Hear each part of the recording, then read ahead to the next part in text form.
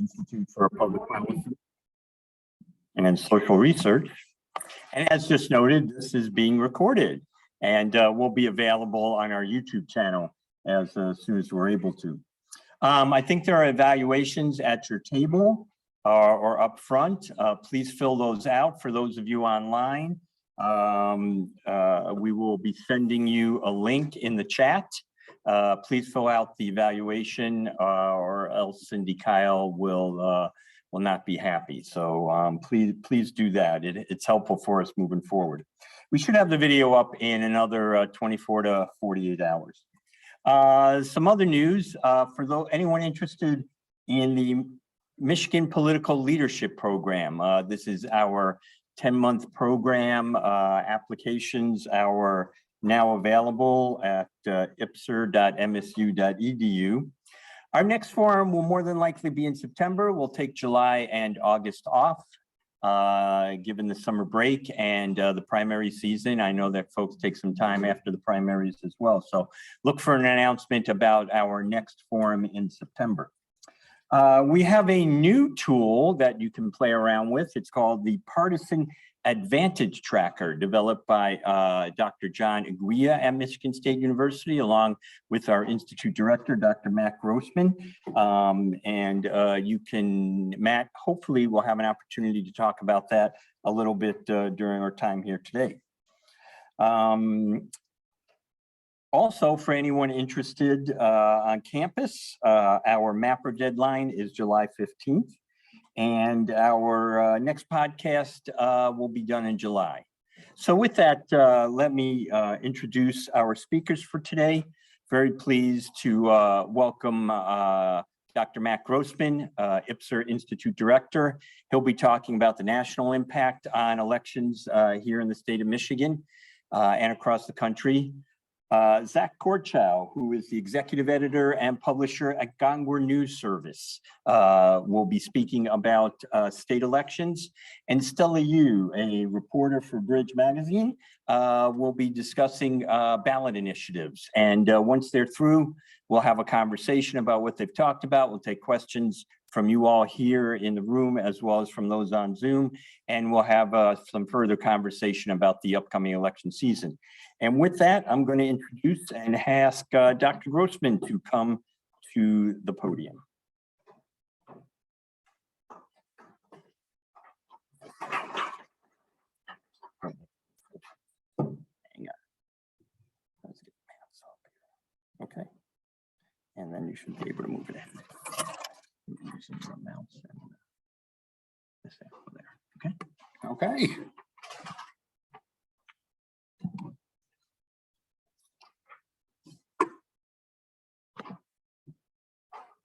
Thanks a lot.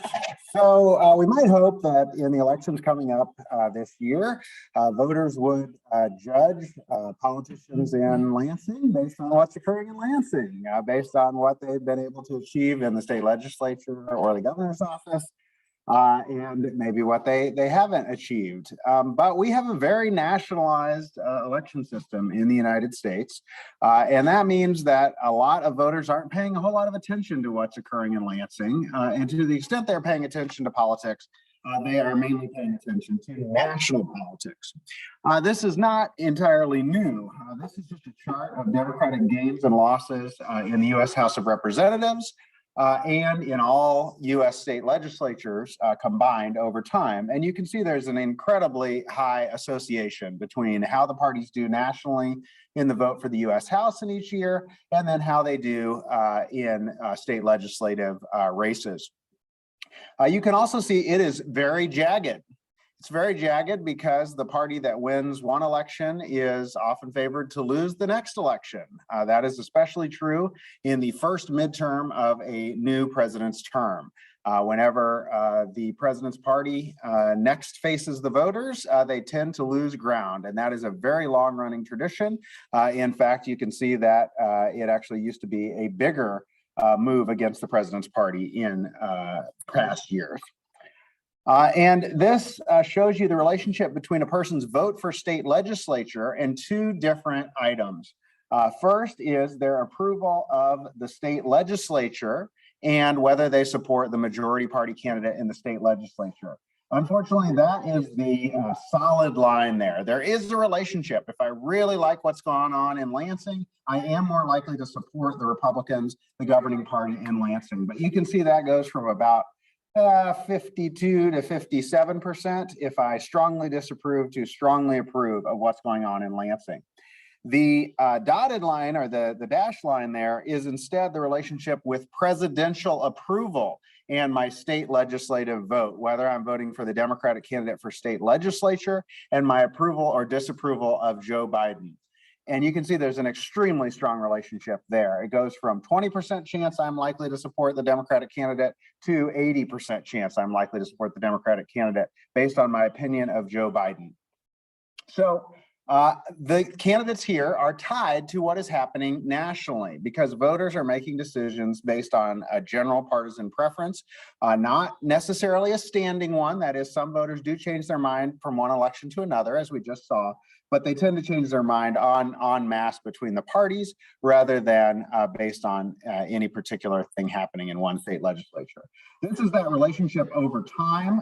The dark line at the bottom is the state legislative approval relationship with your vote for state legislature. The others are your presidential vote relationship with state legislature. And you can see we are, well above a 0.8 relationship here. That is, if I want to predict what's going to happen in a state legislative race, the number one thing I want to know is the partisanship, the overall partisanship of that district, or how that district is feeling about the U.S. president.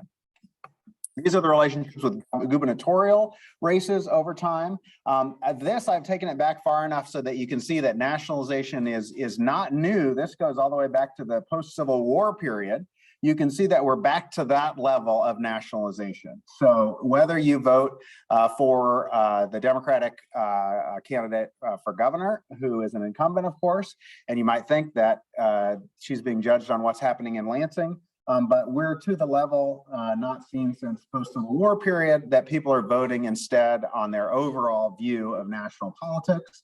And the association between presidential voting and gubernatorial election is extremely high. However, there is a well-established relationship, as I said, that the party out of power in the presidency does better in gubernatorial elections. That has been especially true in Michigan because we have been relatively evenly divided between the parties. The party out of the presidency has won the last 18 out of the 21 last gubernatorial elections in Michigan. Now, I'm cheating a little bit there because there has been also a relationship with incumbency. Incumbents are more likely to win re-election, and we happen to have had those line up in the past. They're not lining up this year. We have an incumbent Democratic governor, so she'll get the benefit of incumbency, which is shrinking. And we have national partisan wins, which should favor the Republicans because the Democrats are in power in Washington. But you can see that these trends have been true not only in the governor's races, but also in legislative gains in the state house and the state senate in midterm years. And that has meant that the party out of the presidency does better in legislative elections as well. Of course, for the Democrats, that has been a problem in Senate elections that have occurred under Democratic presidents because, of course, we don't elect the Senate in the presidential year. However, Michigan is projected to be among the most competitive state legislative and governor's races in the country. It's rated a toss-up or close to a toss-up by most agencies in the governor's race, as well as in the House and the Senate. You can see there's really only 10 total chambers across the 99 chambers of state legislatures in the country that are even on this list as competitive, and we're on it for both of our chambers. So I just told you that the Republicans should be benefiting in the midterm year. National win should be benefiting the Republicans, and yet Michigan is on the list of competitive races, even though it's currently controlled by the Republicans. So why is that? Redistricting. Of course, redistricting occurred in all states. But our redistricting made a pretty big impact. Of course, we moved from a partisan redistricting process through the state legislature to a independent commission that drew the lines with an explicit mandate to improve partisan fairness. And their maps increased the chances that Democrats would be likely to control the state legislature if the same results, if you got the same results that you got last time or in any previous election. So you run any previous election through the new maps and the Democrats would do better than they did in that election. So does that mean that the redistricting commission was biased towards Democrats? Well, it depends on your perspective.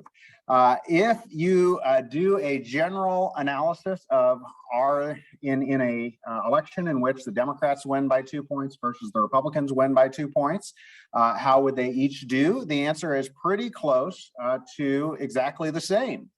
In fact, our partisan advantage tracker, which was mentioned, shows that Michigan really has almost no bias toward one political party or the other. And compared to other states, we're among the least biased in our analysis. And this is the 3 finalists, but they all were about the same. If you get to 0, it would mean there was no bias. If you're anywhere else on this diagram, it would mean that Republicans have an advantage. So I just told you the case for the Democrats not being, the commission not being biased toward Democrats. But in fact, it took a lot of work to get to unbiased. The diagram here shows 100,000 computer simulated maps where we asked the computer to just draw random lines on a map of Michigan. And you can see that every single one of those was biased toward Republicans. That is, it is very difficult to draw a map in Michigan that would be biased towards Democrats. That's true in lots of other states because Democrats are geographically concentrated in cities. There are many more districts that are likely to have overwhelming Democratic majorities, which might sound good for Democrats, but is actually bad to concentrate your voters in a small number of districts. So they did draw an extremely favorable to Democrats map compared to the kinds of maps that you might draw randomly if you were just drawing maps in Michigan. It took a lot of work to get to this level of fairness.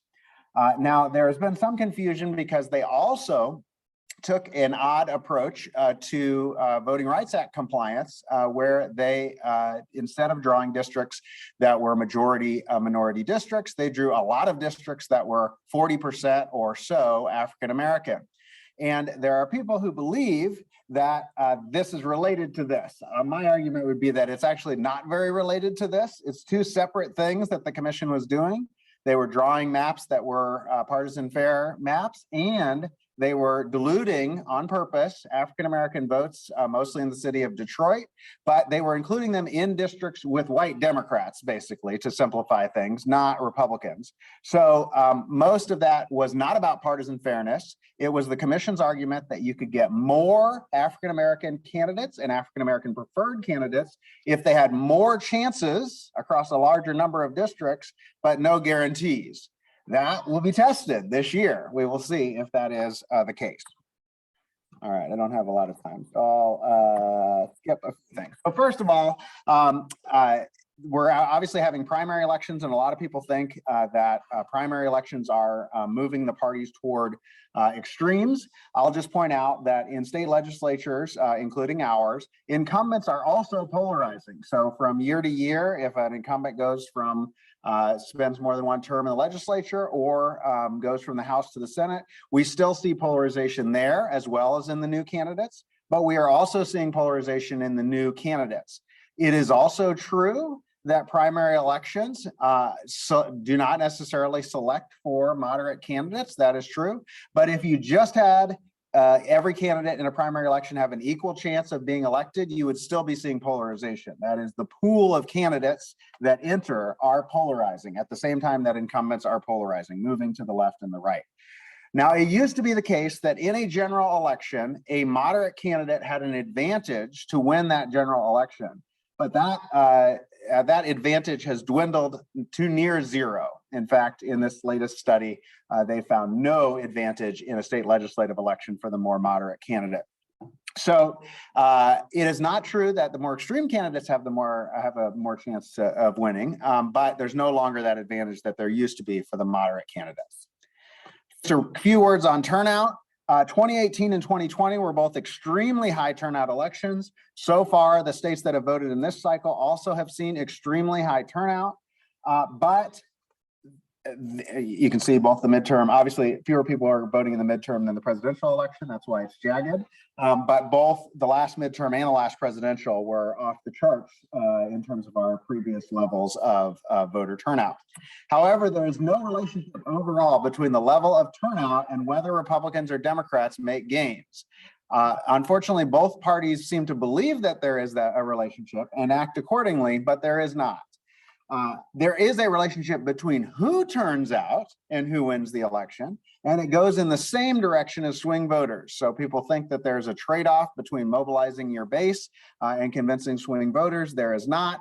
If you're convincing swing voters, you typically are also mobilizing your base, or another way of putting it is if you are turning off swing voters, you are also mobilizing the opposition's base. So both differential turnout should favor the Republicans this year, as should the limited swing that we still have toward the opposition party. All right, that's probably all the time I have. Oh, real quick, polling error. So polling error was pretty high in 2020 and in 2016. It went in the same direction against the Republicans. There is evidence that was due to differential response to polls. That is not people lying on polls and not people not answering their phones, but once you talk to someone, their willingness to participate. Democrats have been more willing to participate than Republicans, and it's not as easy to correct as you might think, because the Republicans who do participate are not the same as the Republicans who do not participate. They're more likely to, for example, oppose Donald Trump. So these tend to go in the same direction across states, but there's no guarantee that the bias will be in the same direction next time. So actually, you can see Michigan was actually slightly biased against the Democrats in some previous election periods. And if over a long time horizon, there is no permanent bias toward one party or the other. So we'll have to wait and see what happens. Thanks.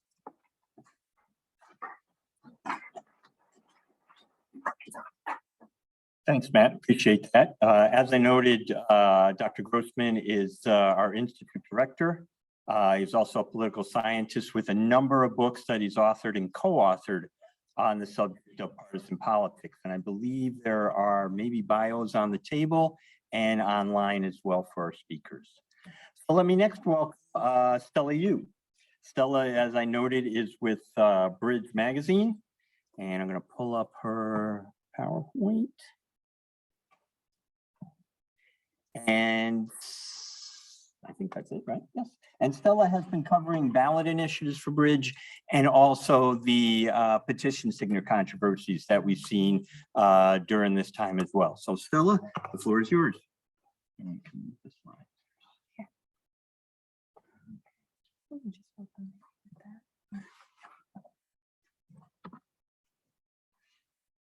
All right. Hope it's working. There we go.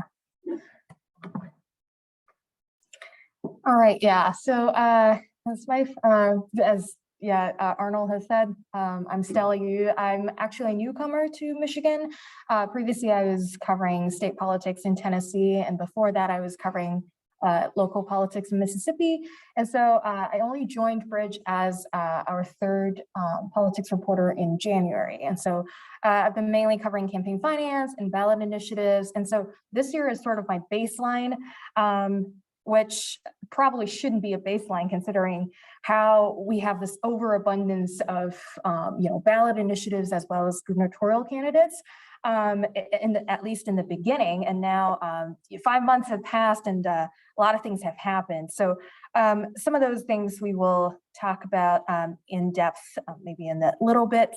But yeah, so basically from my conversations with a lot of political insiders or campaigns or signature gatherers or even just readers, I realized not a lot of people actually understand how the ballot initiative process in Michigan actually works. And so if you guys will indulge me, I'm just gonna, kind of fire through this whole thing.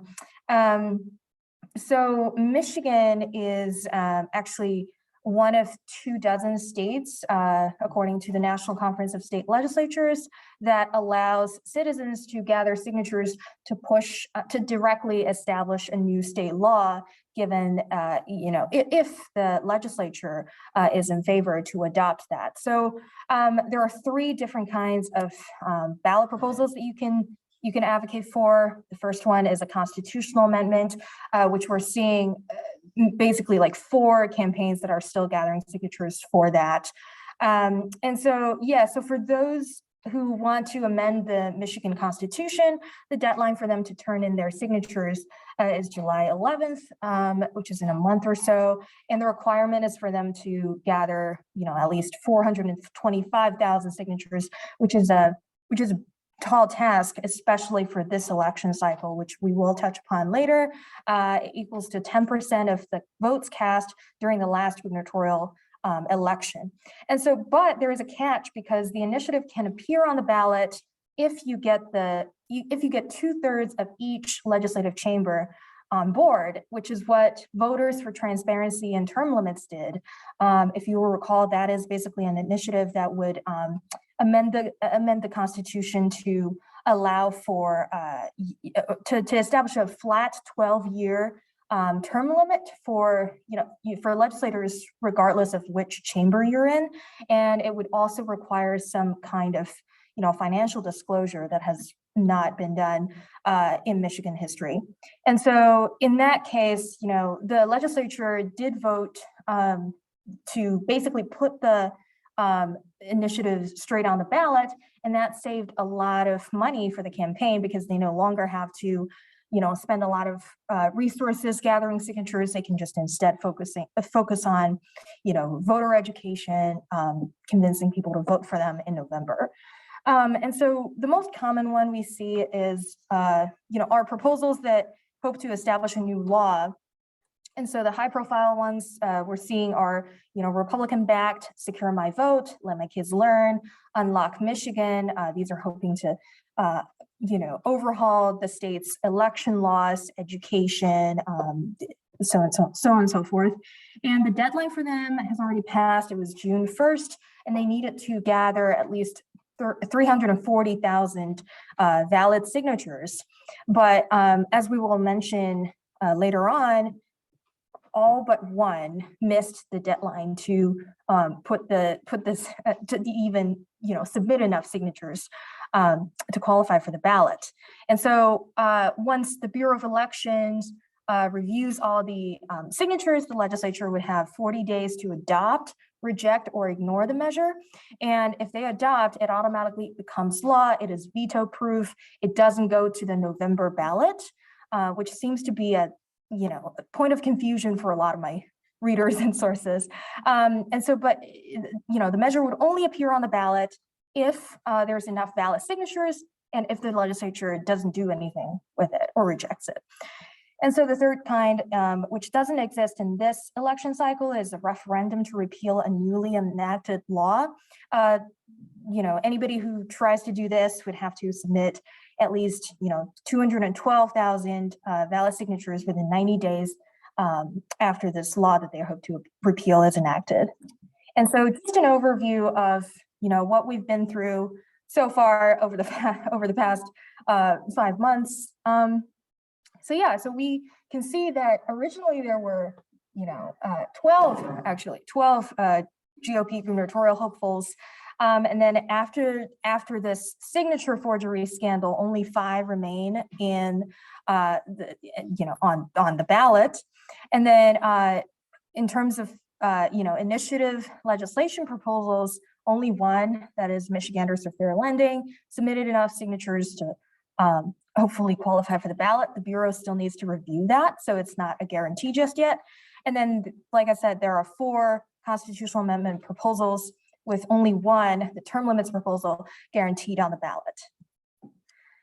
And so also just as an overview, one of the things that really stands out is just how massive the scale of signature forgery this time around is. from my conversations with, campaigns and signature gatherers, it kind of caught them by surprise just how massive this has been. Some of them told me that it's always been happening on a smaller scale, but something like this is, one of them used the term breathtaking. And so according to the state, there were 36 fraudulent circulators, with 30 of them working on multiple gubernatorial campaigns. And they were using this round robin technique, which is basically a string of signature gatherers, filling each other's empty sheets with names they draw from a list of legitimate voters, which to me suggests that, they must have some kind of resources or access to the voter roll in order to do that.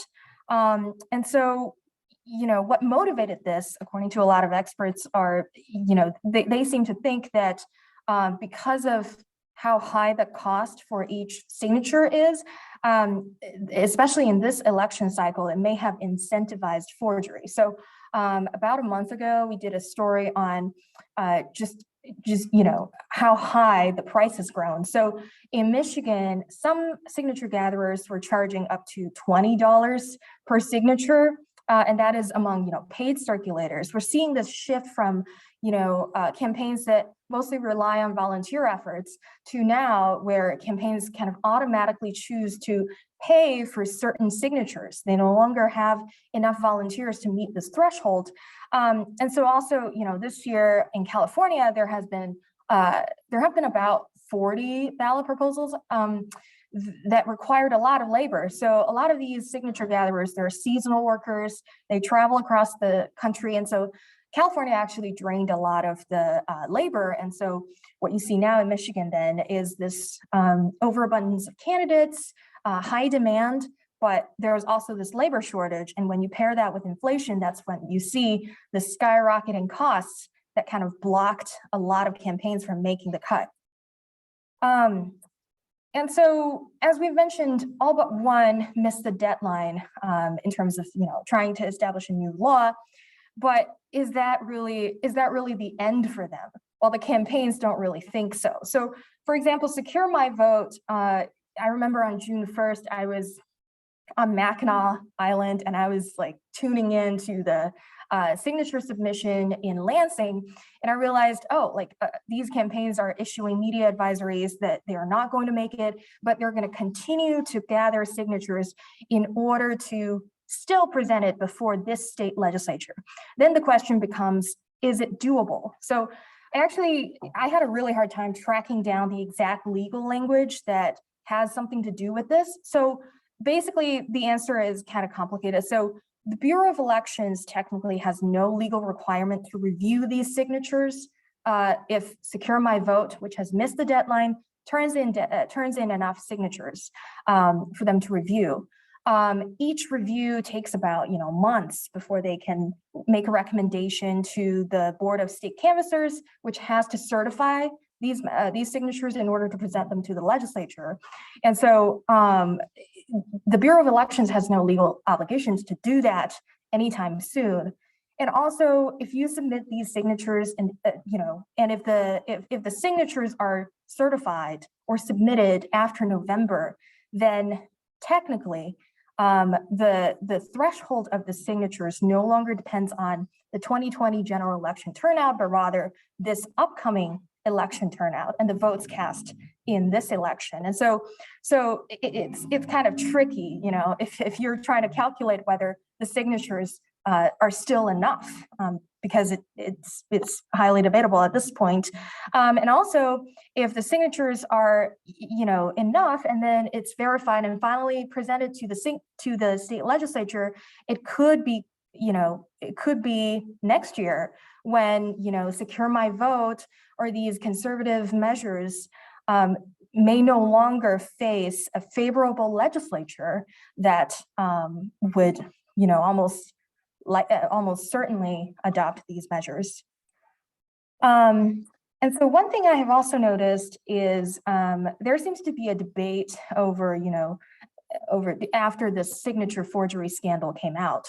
I personally asked a lot of folks, what do you think about this forgery scandal? Does that mean that there needs to be some sort of reform done on this industry to, rein in this bad behavior. And so I've heard two things, and I just kind of want to throw it out there because I don't know what the answer is. So those who are in favor of legislative reforms have said, yeah, like you need to make sure that the campaigns charge, charge by per hour instead of charging per signature, because that would basically incentivize this kind of forgery. But so they're saying that reform is needed in order to rein in this kind of operation. But at the same time, a lot of folks are not really, are not in favor of doing so, because they're basically saying, you don't need to pass laws to, make sure that these candidates are not duped into hiring these fraudulent circulators, because that responsibility rests with the campaigns. The candidates, they seem to be thinking that the candidates are the ones who should have the quality control process to weed out these fake signatures before they even get to the Secretary of State. So I'm seeing like two different kinds of views out there, and personally, it's very interesting for me. And so, yeah, so in reality, I mean, some lawmakers have tried to, like pass laws to say, block these signature gatherers from lying to voters. Well, that has been struck down in past, like not only in Michigan, I think in other states as well, where it's basically a First Amendment issue. You can't control what somebody can say or cannot say. And then there's also been efforts to try to, block signature gathering companies from hiring people with past criminal history. And surely that doesn't work either. And so a lot of past reforms have been struck down, and just, so I'm curious what the answer is, or whether there is even a motive for reform going forward. And so, yeah, so moving forward, I mean, and these are just, some of my thoughts. I think, so first of all, we could see a voter turnout boost because ballot initiatives are usually, like, if you're passionate about guns, if you're passionate about abortion, those are the things that could motivate you to vote in a general election, especially in a midterm election, where the voter turnout tends to be lower than a presidential election. And so, so for example, Reproductive Freedom for All, after the leak of that US Supreme Court draft opinion, they garnered about 25,000 volunteers in just a week after that. And so it is hard to say, because I've asked the campaign for actual numbers of signatures that they have gathered right now, but I haven't received an answer. So I think those are the things that we, that could, boost voter turnout in November. And the second thing, as we're seeing today, actually, when on my way here, I saw James Craig himself, like in front of the Secretary of State building. He announced last week, I think, that he will launch this write-in campaign since he got, knocked off the ballot. And so we also see Perry Johnson saying that a write-in campaign could cost, dozens of millions of dollars. And so, yeah, would we see, write-in campaigns successful, and how successful are they going to be? How many backers are they going to be after these, supposed, lead hopefuls are knocked off the ballot? It's really hard to say, but it would be interesting. And also, yeah, since the AG is already investigating these, forgeries, I mean, how successful would that be? It's also uncertain at this point. Would that yield prosecution and spark any policy changes? I think that, at least for me as a ballot beat reporter, that's something that I would look forward to. So yeah, that's basically what I wanted to contribute. Thanks so much.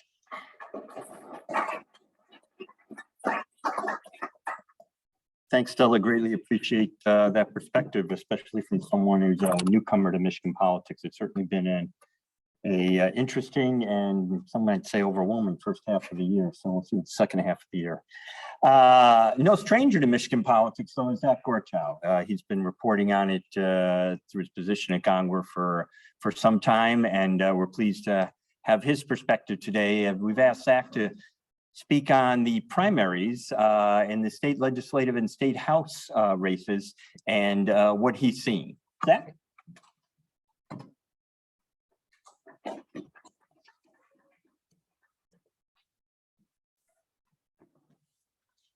Thanks, Arnold, for that introduction. It's good to be with all of you, and hello to everybody who's watching on Zoom as well. This is an extraordinary primary election season, really in both the Senate and the House, but especially the House.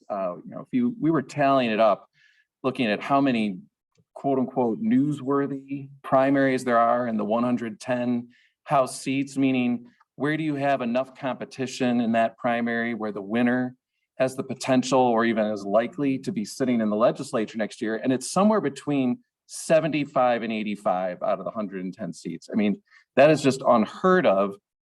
Usually we sit down, we figure out what primary races are we going to write about, which candidates we're going to talk to. And there's usually a list of about 30 to 40 seats. And here we are, we're looking at somewhere on the order of 80. I mean, 80, it's mind-boggling. So some of that is because of redistricting. In fact, I'd say a lot of it is because of redistricting that has created more open seats. It prompted more people to run for the Senate or not to run again at all. And so more open seats means more candidates, more competition, and so forth. And then you have a tremendous amount of enthusiasm on the Republican side right now, which is, Matt was saying, is common. The party out of power in the White House tends to have more enthusiasm among its voters and potential candidates. So there's a lot of districts where you've got 3, 4, 5 Republican candidates running for office, whereas Democrats have sort of consolidated already around one person.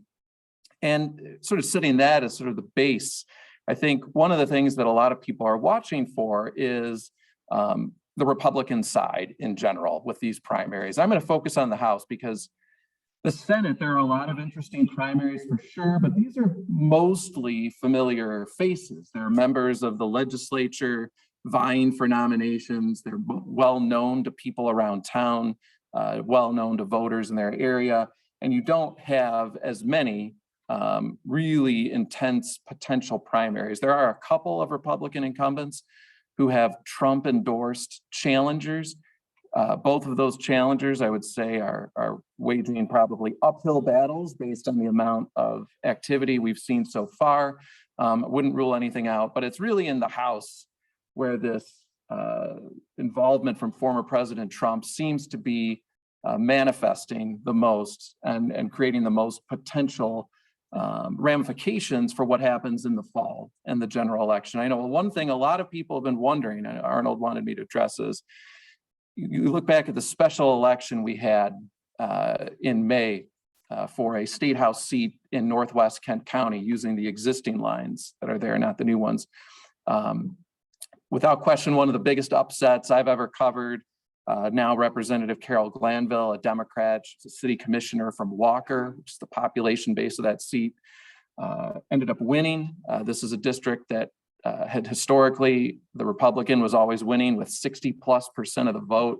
Very unusual to see a seat flip in that situation, but we had sort of a historically awful Republican candidate as the nominee there, by a guy named the name of Robert Regan.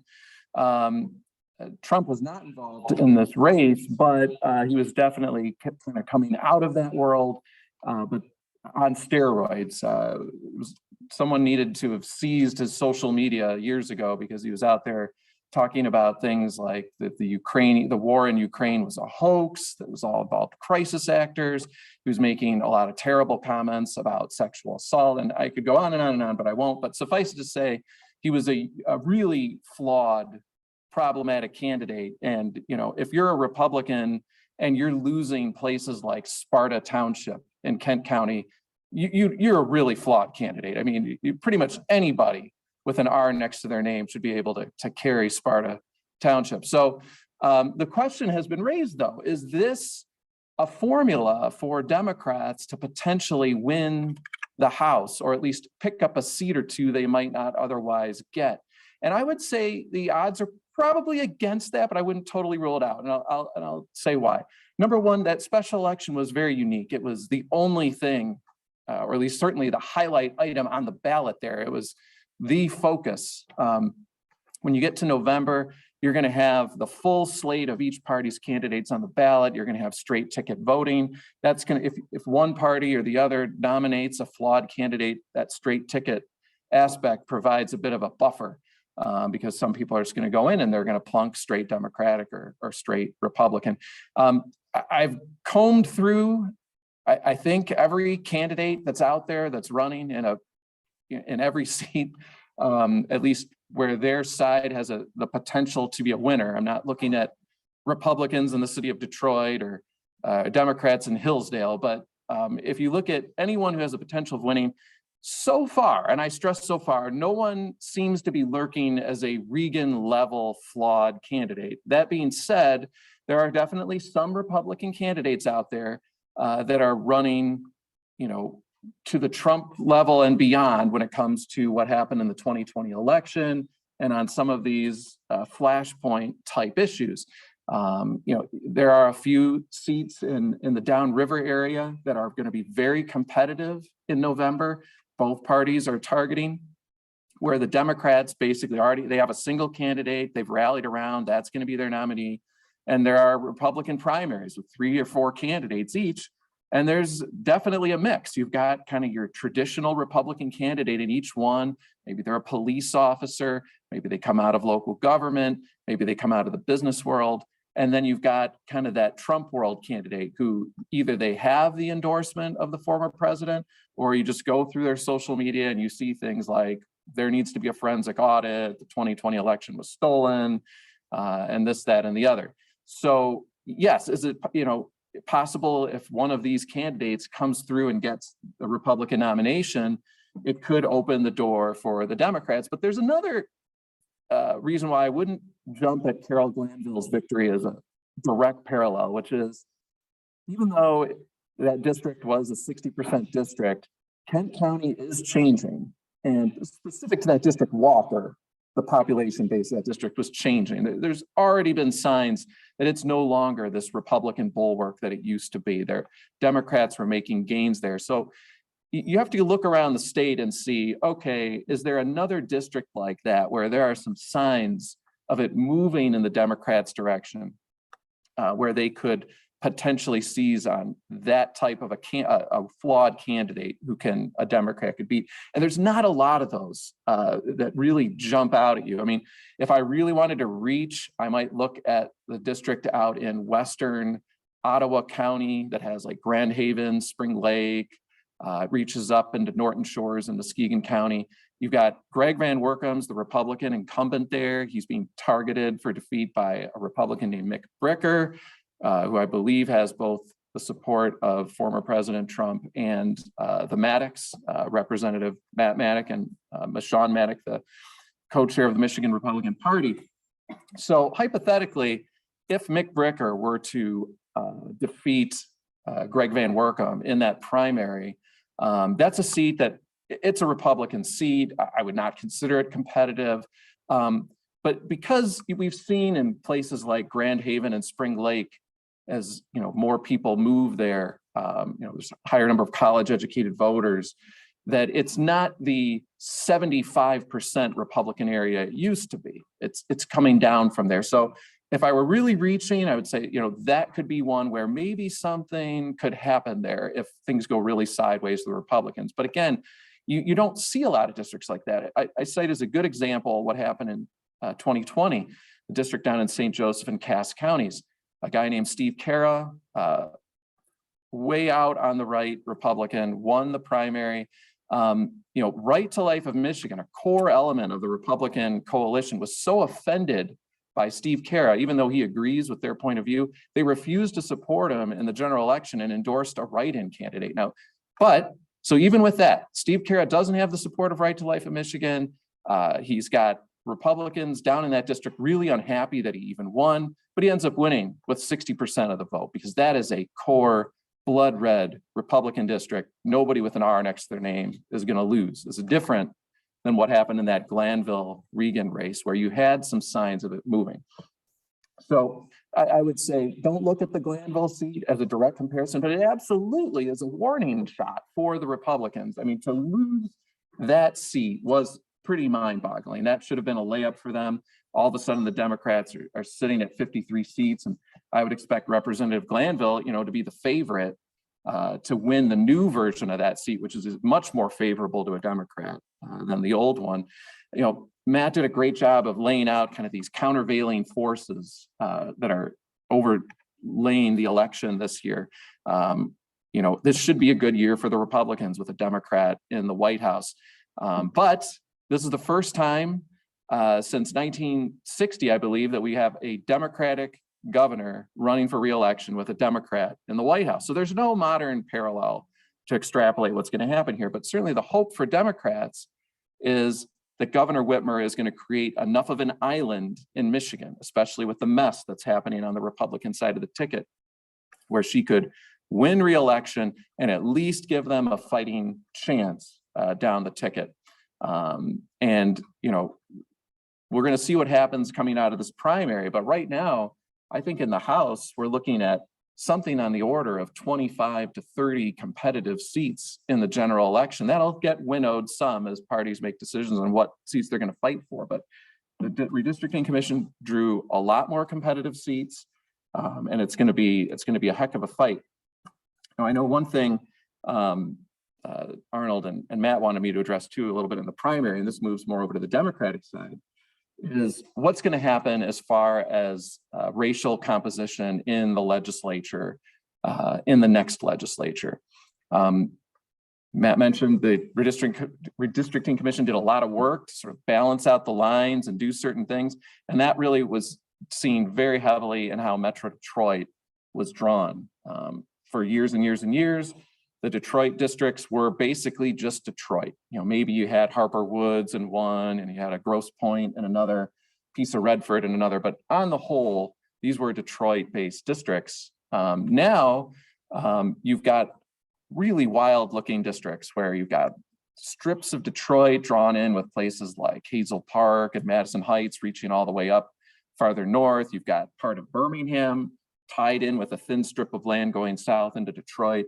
And you go all around the city and you see spokes like this set up. And as Matt said, that's created a lot of districts where the Black voting age population is 40 to 45%.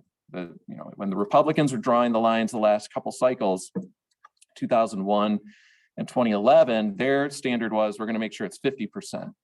Now we're down in the 40 to 45% range. And I don't think there's any question. It would be very surprising to me if we see the Legislative Black Caucus maintain its current size. I think they're going to see a reduction in the number of members in the Legislative Black Caucus. Just one example, I believe it's the 3rd district, which is a combination of Dearborn and Detroit, which I believe it's more Dearborn than Detroit.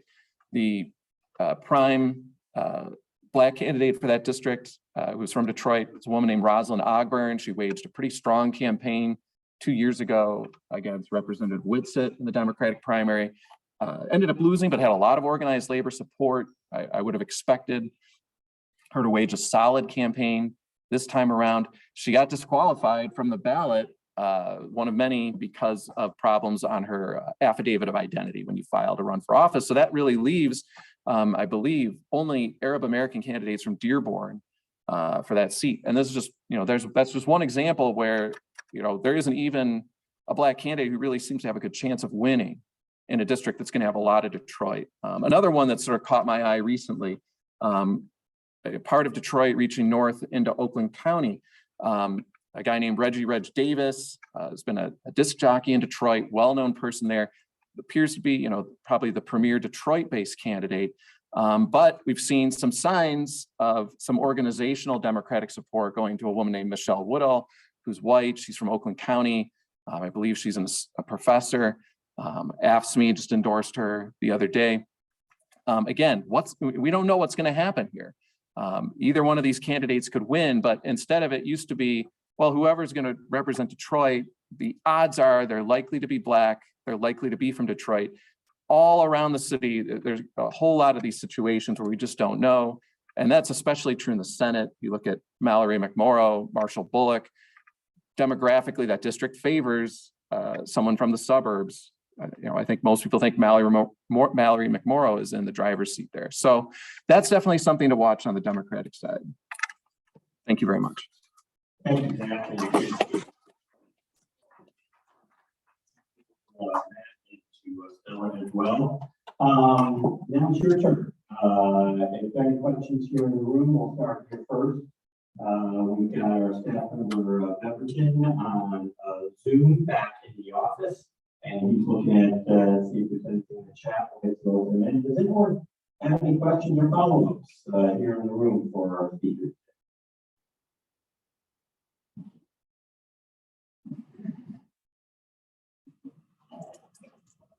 I feel bad I don't know the answer to this question, but I haven't paid attention. Stella's done a great job of breaking things down. You mentioned two of the constitutional amendments. One that was going directly to the ballot, voted on by the legislature themselves on term limits, and one on the abortion initiative. You mentioned that there were four. What are the other two? I guess I just haven't been paying attention. Sorry. Thank you. Yeah, sure. So I'm not sure if the slides will be shared, but I did note that on one of the pages, one is Promote the Vote 2022. That is basically the, I guess you could say like the, backed by voting rights activists, Democrats.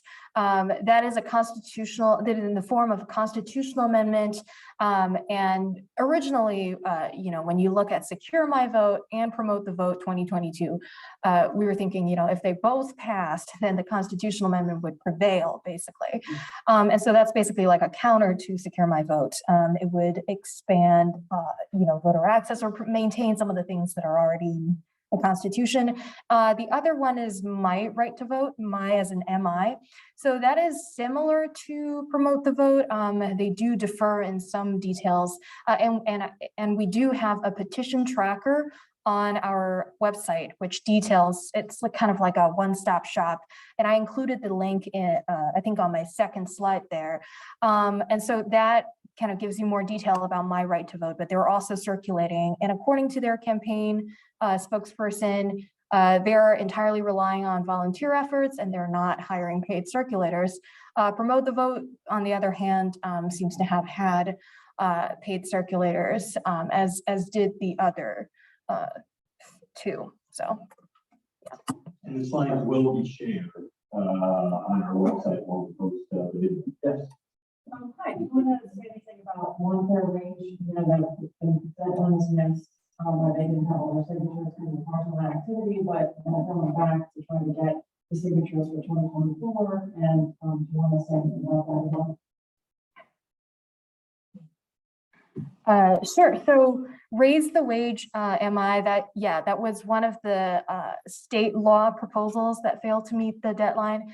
And the press release at the time they sent out, they seem to be saying that, you're correct. They're aiming for the November 2024 ballot, but they're still collecting their signatures, which is interesting because I actually met a woman in Ann Arbor this weekend.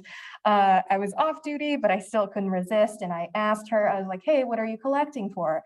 And she said, raise the wage. And she said, we're aiming for the 2024 ballot.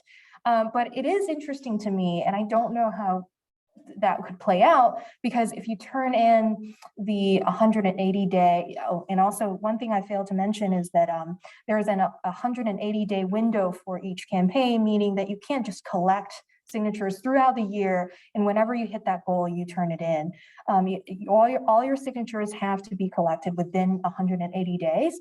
And so it is interesting to me because, say, Raise the Wage turns in its signatures tomorrow, then that would still, if you're aiming for the 2024 ballot, that would still depend on the threshold of this upcoming election. And I did ask that woman, and she paused and she said, I think you're right. So I don't know how that's going to play out. And in terms of fraudulent activities, yes, we're actually at Bridge, we are working on a story, taking a look at the signature gathering industry as a whole. And that is coming, I think, this week. But yeah, we have talked to, someone at Raise the Wage, and I think the official language that they used at the time was because of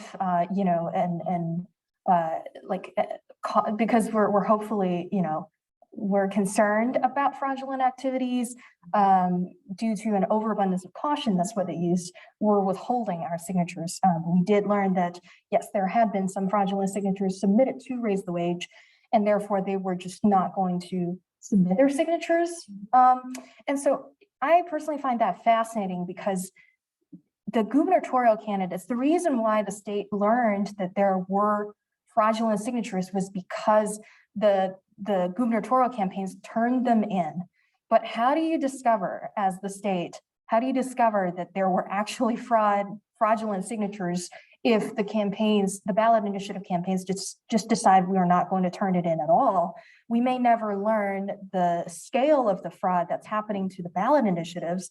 Yeah, so I guess that's that's what I wanted to say about that. Yeah. Jump in on this one. You know, to me, if you look at the ballot initiatives that made the decision, like the Raise the Wage folks, not to submit signatures by the deadline to be eligible for 2022, that to me says they just don't have the juice to get it done. They had a lot of time. They couldn't get it done. I mean, I don't want to be harsh, but sort of the loser's lament to say, we're going for 2024. I was like, well, you couldn't get it done for 2022. What's going to change? I understand that the signature fraud issues did certainly waylay the Secure My Vote folks, but there was a lot of pressure on the Secure My Vote and the Let My Kids Learn people to get those signatures in before that deadline to make the ballot. Now, even though neither one wants to be on the ballot, they learned from the First Unlock Michigan initiative that if they wait until the fall to submit, they're likely looking at next year before their signatures get certified, assuming they turn enough in. And as we've just talked about, there is at least a chance that the Democrats could win one or both houses of the legislature. If that happens, let's just say for argument's sake, the Democrats win the Senate. You know, why not? It hasn't happened since, they haven't had control since early 84. Let's say they do win it. The Secure My Vote and Let My Kids Learn, if they turn in their signatures, those are going to be on the 2024 ballot, which that was not their goal at all. They weren't written or designed to appeal to winning 50% plus one of the statewide electorate. They're designed to pass the legislature. So I would, it's been sort of a saga for people seeking the minimum wage increase. They did get the signatures, did get certified back in 2018. Got submarined by the Republican legislature, which went ahead and adopted it and then gutted it during the lame duck session. They weren't able to get anything for 2020 on the ballot. And now, I mean, with the way wages have escalated, they probably have to reconsider the nature of their proposal entirely, because really the only substantive piece in there would be to bring tipped workers up to the regular minimum wage. Maybe it was fate. They probably have to reconsider what the minimum wage level they want to have is. So. But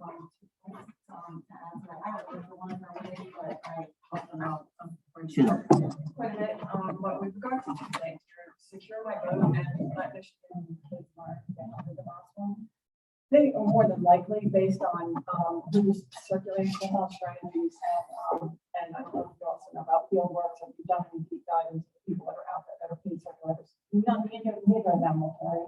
The only people that will carry it is one company, and then in addition, I've seen one independent contractor get involved with those petitions, but it's more than likely that they're not going to get the signatures, period. And with one fair wage, yeah, I see what you're saying, that it's going to be tough because in reality, if you read the petition language, it doesn't go up to $15 an hour until 2027. So that's what's like really super frustrating about it when they told me that they needed my help. So it's just it's a really interesting season out there because I don't know. We also looked at the fact that the preponderance of paid circulators is ridiculous. I worked on the leadership team for Voters Not Politicians, so I worked my butt off for 2 years to get that passed for the redistricting, and nothing like it is now. I went all 83 counties and didn't see Voters Not Politicians, didn't see the prevalence. Now it's like you go to West area, there's 5 paid circulators. It's ridiculous. So thank you. Thank you for that perspective. Yeah. Appreciate it. Yep. In the back, Dan's gone. Okay, right here in the middle, sir. I'm kind of curious about how knowledgeable voters are and how good a job the media is doing informing voters. And I'm also interested about rational voting versus emotional. Biden is polling very poorly, yet he's doing exactly what he said he was doing. He said he was gonna have open borders, he said he was gonna have a war on fuels, and now the price of fuels are going up, the price of gasoline, price of groceries and so forth are going up. Fuel costs are going up. So, again, with Biden, but he's doing exactly what he said he was going to do. So the question was about, are voters, is the media doing their job in informing voters so that they have enough information when they go to the polls? And emotional versus rational voting. I don't know if there's, Matt, you want to tackle that one maybe? Sure. So the main media trend is just nationalization. That is, the sources that people are using are more national than they used to. If you look at the actual coverage given to state candidates and in state and local sources, it hasn't changed very much over time, but the audience for national news is much higher than the audience for local news. And so, for example, in voter information, that shows up as more people know who the vice president is today than they did in the past, but fewer people know who their own governor is than they did in the past. And the same thing is true at all different levels. Basically, people have less local information, but I don't think that is mainly the fault of the media in the sense that the coverage does not exist.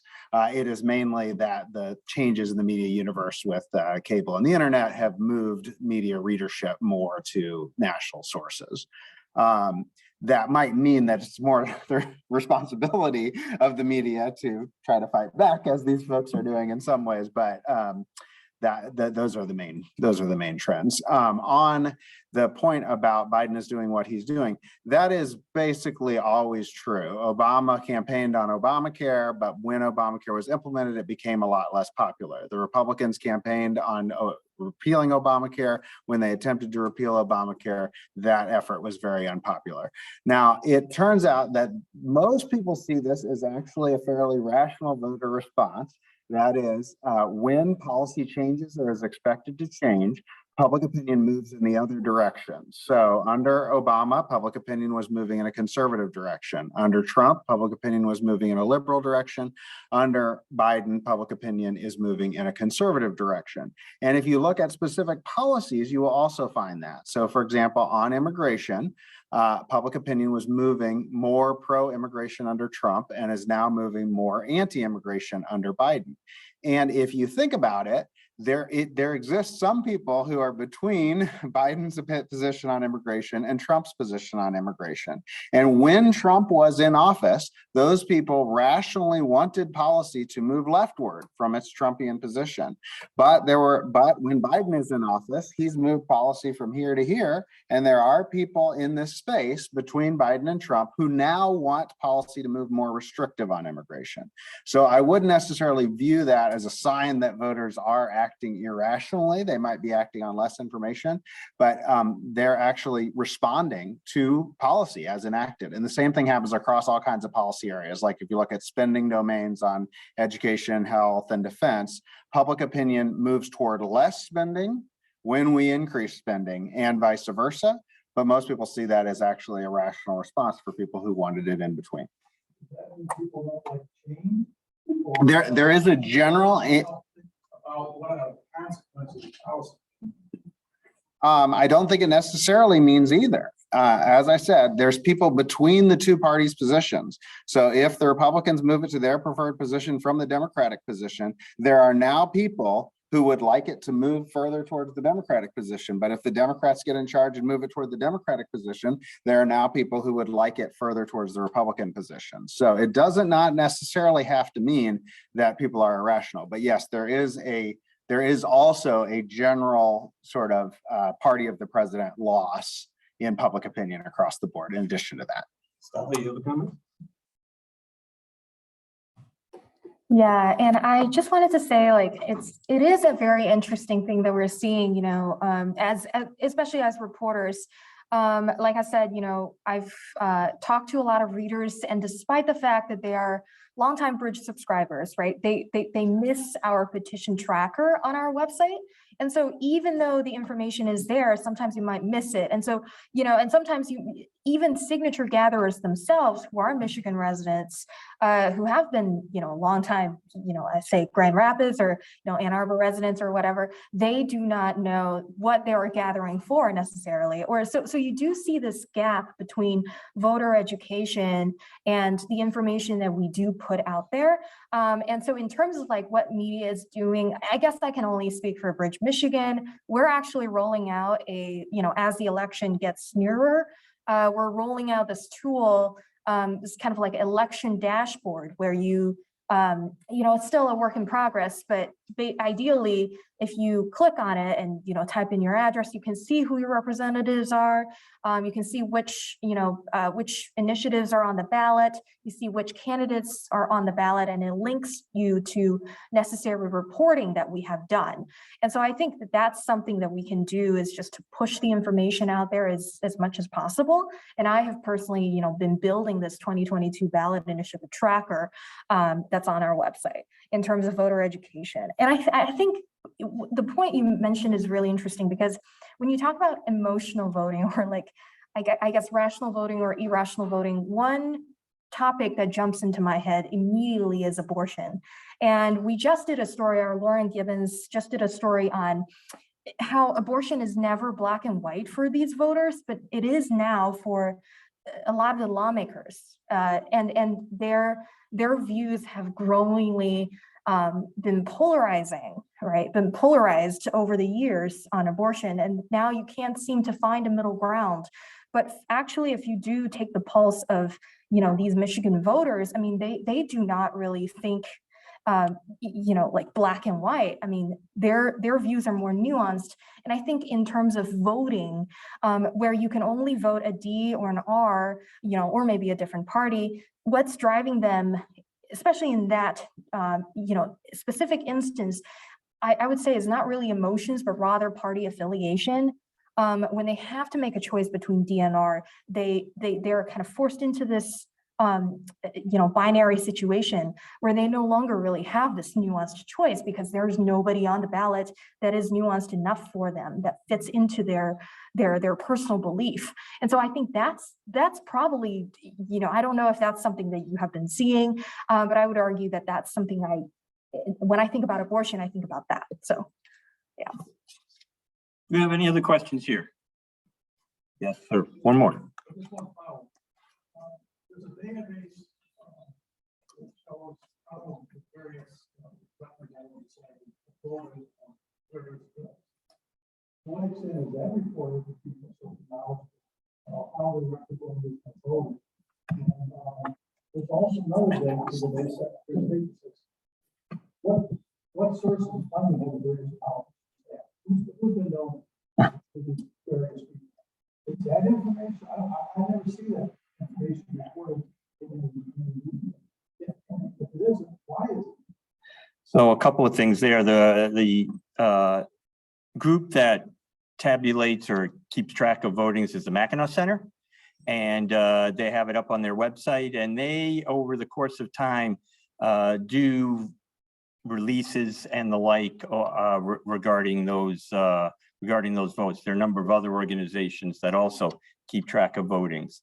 Regarding spending, we've had Simon Schuster from the Campaign Finance Network as part of our sessions here, and that organization is at work taking a look at who does the donating to the various campaigns. So that's an organization you might want to connect with as well. And as that information comes out, the media does report on it. So. I just want to add, so yeah, Simon Schuster did until very recently run Michigan Campaign Finance Network, great organization. They have a Twitter bot that I, keep an alert on almost. And so that's a very great tool, but Simon has joined MLive as a reporter. But I believe, he still reports heavily on campaign finance. He's a great reporter. We also cover campaign finance, and just for, for a Michigan citizen, if you wish to look it up. That is something that is published on the Secretary of State's website. Just search, Michigan campaign finance reports, and it'll pop up. It's a little bit wonky, I would say, but there's a search engine, and you can type in, the PAC or the politician, the candidate campaign, or even the ballot committee, and you will see. One thing I will note is that doesn't tell you the whole story, because a lot of the money that flows in, especially on ballot initiatives, is dark money. And what I mean by that, dark money is usually, you see these social welfare organizations that their tax code is 501c4. These organizations can pretty much stay, in the dark, because they don't have to disclose their donors. And so you can see a lot of the money coming in from, say, and it doesn't matter which party you're with, like in ballot initiatives, for example, you mentioned Fieldworks. So Fieldworks, at least for, I want to say Reproductive Freedom for All, or, which there is a ballot initiative that heavily receives donations from the 1630 Fund, which is a liberal dark money group based in Washington, D.C. And so you see that, and they don't have to disclose their donors. So you have no idea where the money comes from. And so it's almost like a shell entity, and you can just see, you can see on the campaign finance report that it is indeed coming in from this one entity, but you can't go much further because they're not required to report. Same on the Republican side, where you have this new group called Michigan Guardians for Democracy. It is described as this grassroots organization, but it's indeed a 501c4 organization, and they do not have to report their donors either. And you do see them giving to, Secure My Vote, Let My Kids Learn, a variety of, different organizations. And so I would say, even though they are required to disclose their campaign finance, there's definitely that limit. And there's 1,000 ways that money can move around. So. Real quick on the voter influence side, there are experiments where we provide information like campaign finance information to voters to see if it influences their decision. And obviously, if that's the only information you provide to them, it does influence their decision. But once you start including basic things like partisanship of the candidates, and they're choosing between two candidates, and you're also providing campaign finance information, the campaign finance information is not moving many people off of their partisan fire. The same thing is true of individual votes in the legislature, unless they are extremely high salience and there's some new information provided by that vote. So if it's just a vote along party lines and they voted with their party, doesn't necessarily move voters. But if they voted against their party's position or against their expected position, like they were a moderate, but the vote signaled that maybe they weren't as moderate, then that vote can influence voters. The campaign finance exception, though, is in ballot initiatives. Campaign finance information provided to voters for ballot initiatives does move voters because they don't have that partisan fire, and they learn from the campaign finance information what groups are on each side of the ballot. So we'll take one more question, and it'll be from our folks on Zoom, and it's actually a follow-up, Zach, to something that you mentioned regarding the representation of people, black people from especially the Detroit area in the legislature. Might have an impact now, as you noted in the one race. What does your crystal ball say for moving forward? Do you think that continues to fall back, or will we see a rebound over the course of time in Black representation if it falls off this cycle? If kind of what a lot of people fear might happen, and we do have a substantial decline, and it's not made up by other places. So for example, the next state senator from Lansing and rural Ingham and Eaton counties is going to be Representative Sarah Anthony. She's African-American. That is not a seat currently represented by an African-American. So there could be some counterbalance in other parts of the state. But if what people expect happens, and the size of the legislative Black caucus shrinks substantially, what I would expect is a new lawsuit to be filed in potentially in federal court or in the Michigan Supreme Court at sometime after the November election, again challenging the maps as a violation of not complying with the U.S. Voting Rights Act. That was attempted. A lawsuit was filed by a number of members of the Legislative Black Caucus, as well as Black elected leaders in the Detroit area. And it was very quickly dismissed by the Michigan Supreme Court. The basic gist of the ruling being there's no proof yet. The idea that it has to be 50 Black voting age population of 50%. There's nothing in the law or case law that says that. And it was pretty much a, hey, let's see what happens. If, just for argument's sake, the size of the Legislative Black Caucus drops by 50% in the next legislature, I would fully expect a new case to be brought, and they're going to say, okay, here's our proof. This has diminished the opportunity of racial minorities to elect their candidates to office. So that is what I would expect, and who knows how that will play out in court. If the Black candidates end up doing very well and maintain their numbers, then I suppose we won't see any kind of litigation, and we'll just have to see what happens. But as we saw with the 2011 maps, it wasn't until late in the decade that Democrats brought a lawsuit challenging it on partisan fairness, and that lawsuit got some real traction toward the end of the decade, many years after the maps were drawn. So this could be an ongoing thing through the 2020s. Just because the Michigan Supreme Court ruled in favor of the maps now does not mean that's going to hold going forward. Great answer. Thank you, Zach. And again, thank you, Stella and Matt, for your perspectives here today. Thank you all for sticking with us here in the room and on Zoom. We'll see you again in September. Have a great summer.